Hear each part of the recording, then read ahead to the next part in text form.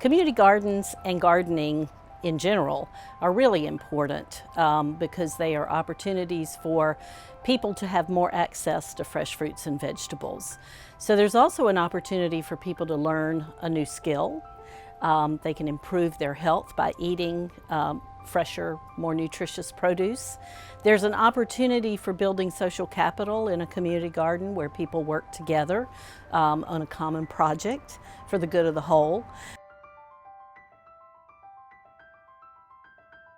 We're concerned about soil contaminants in the garden because they can affect our health, and primarily they can affect the health of young children if they're exposed to soil in the garden or produce that contains bits of soil that might be contaminated.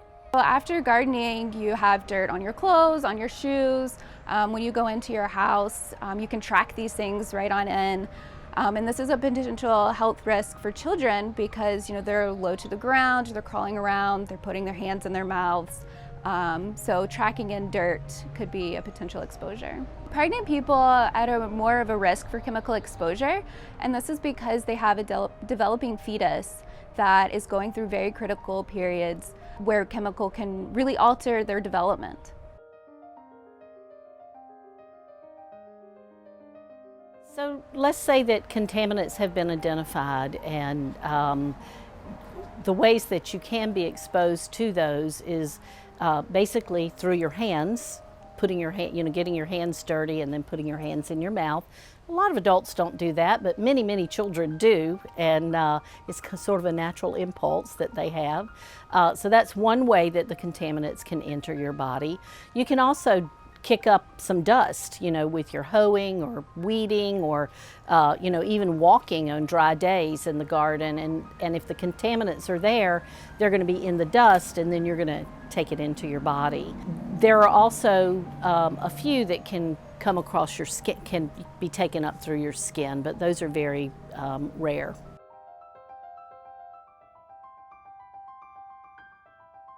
It's definitely a good idea to leave those garden shoes at the door. Have a separate pair of shoes that you wear in your house. If you get that contaminated dust in the house, you're going to be breathing it in, and that's not going to be good for you.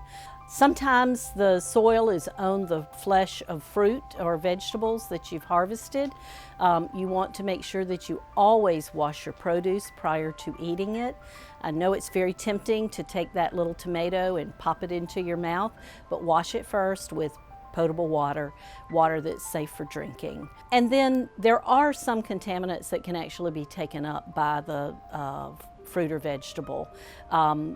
It's usually in a very small amount, and that's a rare occasion when that happens, but it would be especially harmful to children because they're much smaller than we adults. Gardening is a fun and healthy activity that everyone should enjoy.